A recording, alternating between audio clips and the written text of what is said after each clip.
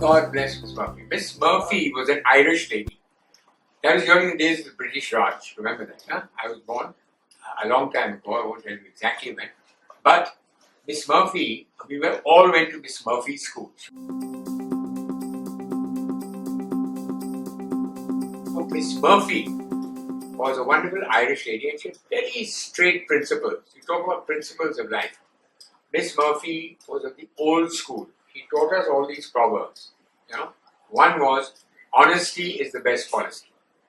And she said, children, I don't mean honesty of money only. I mean honesty of yourself. When you tell a lie, you're being dishonest to yourself. Maybe you tell a lie because you want to get away with something. Why were you late today? Oh, miss, the bus was late. Miss, I got up late and I'm sorry about it. The other thing Miss Murphy taught us was like a stitch in time saves 9. It means that do it today, don't wait till tomorrow. Don't say, oh, well, I have 9 days to do it. A stitch in time saves 9. I have 9 days to do it, I'll do it. And then on the 9th day, do it now. There were many things that she taught me, which I still revere. Literally, I say, I would be a different person if she hadn't shown me those ways of how to do things. One thing at a time, and that done well is a very good thing, as many can tell. There used to be little rhymes and stuff like that. And I really, that was my guideline for my philosophy of life, Miss Murphy. And all the things she taught me. Those old proverbs which are still relevant today.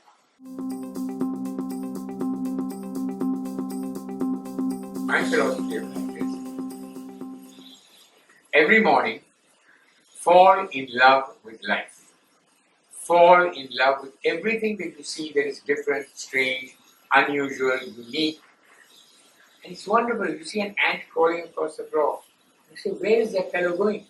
And he meets some other ant, a whole long line of 100 ants. And then they have these antlers, these antenna. And then he will touch antennas with all 100. Now I wonder, what is this? What is this custom? Why did nature invent that? Is he giving them some information? What a pity he doesn't have TV or something. They just put it on the screen and all 100 ants will see it in one time. Very good, catchy. But there must be some greater reason than that. And that is what interests me. Life is the most fascinating. They say nature is fascinating, yes. But I find human beings are more fascinating than nature. And to me, Shakespeare wrote about those kind of human beings. Othello was jealous because his wife was a white woman and he was a black man. And so every white man seemed to him could be someone who'd fall in love with his wife. So he's always, though he's a great soldier, he's the greatest soldier in the Venetian army. But in the affairs of the heart, he was the biggest coward. He was always frightened. And so, when Iago, that's the evil character, who says, your wife, be very friendly with your lieutenant, Cassio, be careful. Then he begins to see everything under that magnifying glass. Only a green magnifying glass of jealousy. So in the end, he kills his wife when she was innocent. And that is today's world. And when people say, I'm bored, I find that the most negative statement I've ever heard. You can never be bored. If you are alive, you should always be interested in what's happening around you, on TV, in a book, whatever, on your cell phone. You can never be bored. And if you are, then it's your own damn fault. I have very strong views and usually state quite strongly, and some people get put off. Oh, he's telling me how. I'm not telling anyone anything. I'm just saying, look around at the opportunities. Choose the ones you want.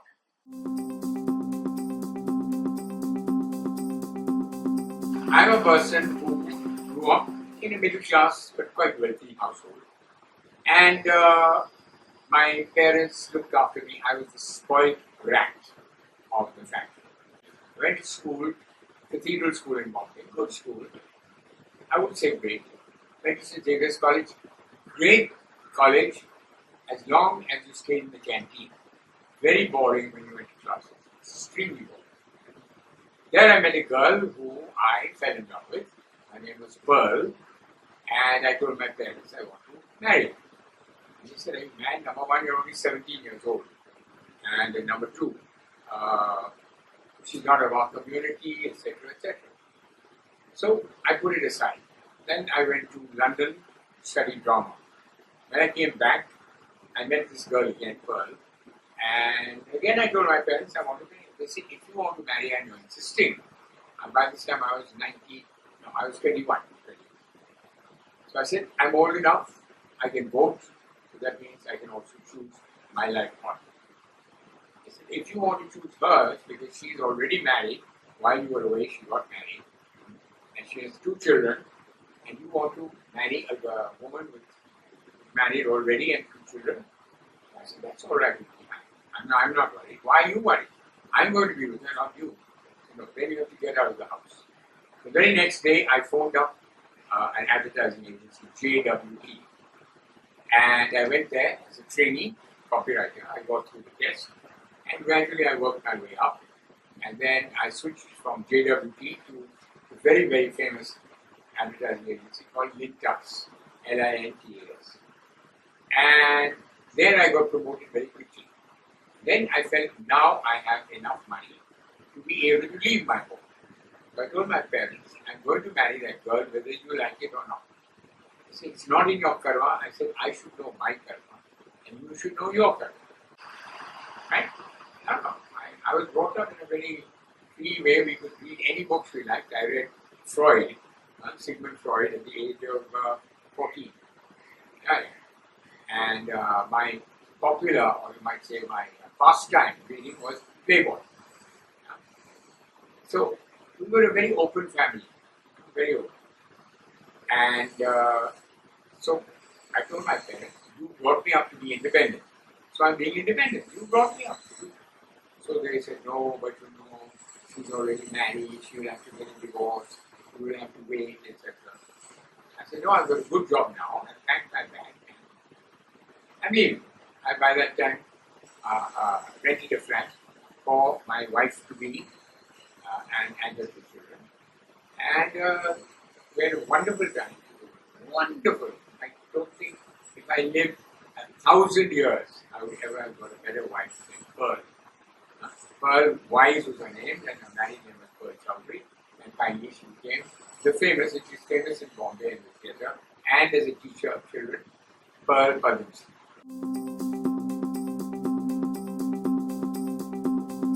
But of course, my greatest god is Shakespeare. Shakespeare says things that no one else can say in the way he says them and the meaning of what he says. In Julius Caesar, Caesar's wife says, "Don't go to the Senate today, the Parliament, because I had terrible dreams that something terrible will happen." And he says to her, very simply, he says, "Cowards die many times before their death. The valiant," it's the brave, "the valiant only taste of death but once.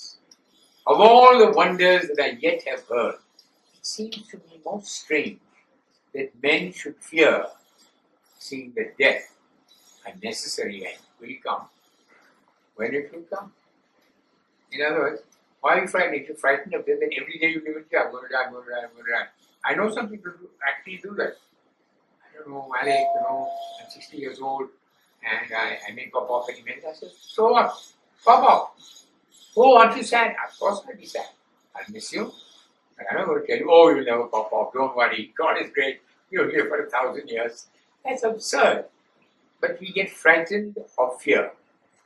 And President Roosevelt, during World War II, said to the American people, I'll never forget this. I collect these sayings, you might say, which ring in my head. He said to the American people, "We're going to be fighting against the Germans, and don't be frightened." He said, "The only thing that you should fear is fear itself." The greatest thing to fear is fear itself. The idea of fear, being frightened. Don't be frightened. And you'll be surprised how you can look on the positive side of things.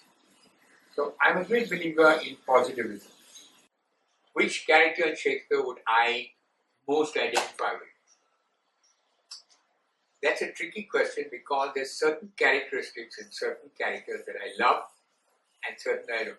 I love the fact that Othello has this passion. Huh? You know, when he sees her after they think his ship is lost at sea, and suddenly he emerges from the ship and it's safe, and he looks at Desdemona and he says, "Oh, my fair wife." And then he continues to say, "If it were now to die, 'twere now to be most happy." Has anyone ever said that in today's world? Your boyfriend or your husband? If I die today, I'm so happy, that's enough. That's enough happiness for a whole lifetime. If it were now to die, it were now to be most happy. So there, I love that. But his blindness to the fact that he was being manipulated by Iago, who's the villain, say that his wife was unfaithful to him. But again, the passion that he has, he says, when he thinks that his wife is unfaithful, he says, "That night I found not Cassio's kisses on her lips. I slept the night through and was most happy." No? Found not Cassio's kisses on her lips. Now Cassio may have kissed her, he thinks actually Cassio didn't.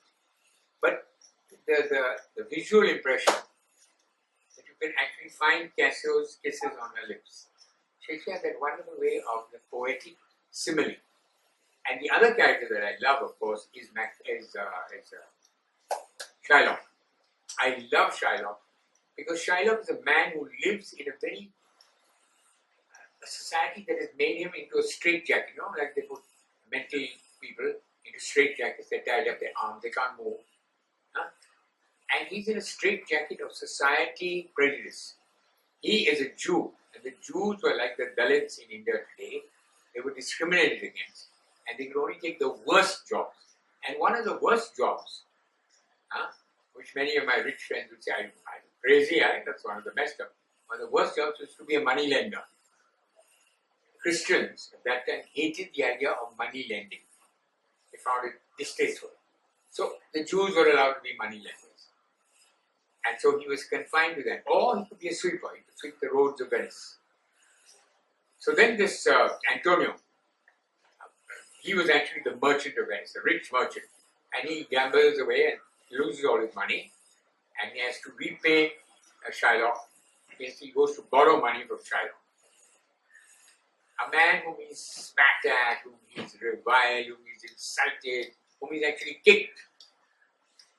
And so Shylock is there sitting at his money table in the square in Venice, St. Mark's Square. And Antonio comes and says, "Shylock, I wish to borrow 3,000 ducats. Shylock looks up. Same man whom this man has insulted is now asking him to lend him 3,000 ducats.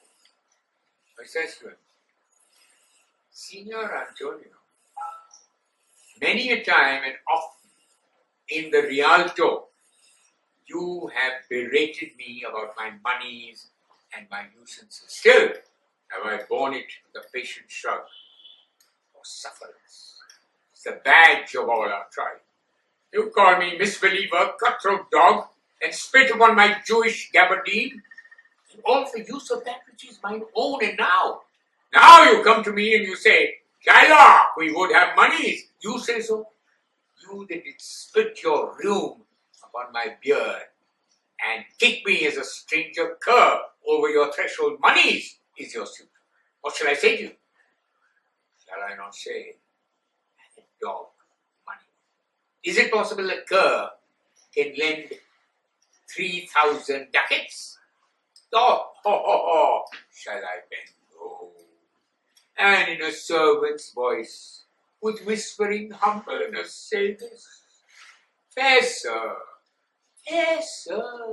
you spit on me on Wednesday last. Another time you called me dog, and for these courtesies, I will lend you all this money. You get it? So to me, I read Shakespeare, not every day, that would be false.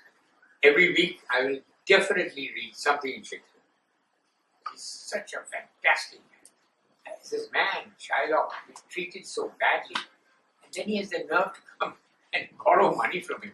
What is he to say? But at the same time, Shylock realizes that if Antonio complains to the governor, or the duke as they call him in those days, he might be put in prison just for insulting a white noble Venetian like Antonio. So he takes that risk to even say these bitter things.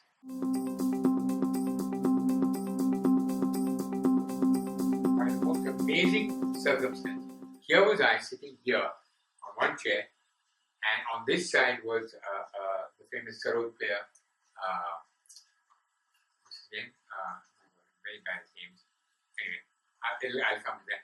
And on this side was Princess Diana. Prince Charles was sitting opposite, and so was the Prime Minister, and the British High Commissioner was sitting, his wife was sitting here, and that's it. That was all around the table. Prince Charles and the Prime Minister. And it was very cold, and for some mad reason, the protocol officer had forgotten that it was winter in Delhi. And Delhi winters are very awful. There's no heating, there's no central heating. Sitting there in these shamianas, very picturesque. In the picture, it looked terrific. When you went into close up, you see that everyone's teeth was chattering, and people were shivering. And Princess Diana, who thought he would be inside, was wearing an off-the-shoulder gown. So when the soup came, I was observing her out of the corner of my eye. You sit near Princess Diana, you have to observe, but not be rude and staring at her. And I saw that when the soup came, she couldn't drink the soup because her fingers were trembling, her hand was trembling. As she got up to her mouth, half of it was spilled. So I very gallantly got up from my chair and said, Mamselle, allow me. And I took off my coat. I said, I will be Sir Walter Raleigh, and you will be Queen Elizabeth I, and I offer you my coat to keep you warm. And I was about to put it on her shoulders. And she smiled very, thank you. And then Amjad Khan, jumped up from his chair. He was sitting there, Sarod Maestro. He said, no, Princess, allow me. And he was wearing a beautiful shawl, not pashmina, even more expensive than pashmina. It seems it had been in the family for generations in his family. He took it out and said, you don't need a coat, you need a shawl. So she looked at me with the coat. She looked at him with the shawl. She said, I'm sorry. She called me Mr. Padamsee. She didn't pronounce it. I'm sorry, Mr. Padamsee, but I think the shawl would be more appropriate, don't you? How would I say no? I think the coat would be more appropriate. So I just gave her the shawl, and we sat there. It was a little warmer, and we had a very interesting conversation. Very, very interesting.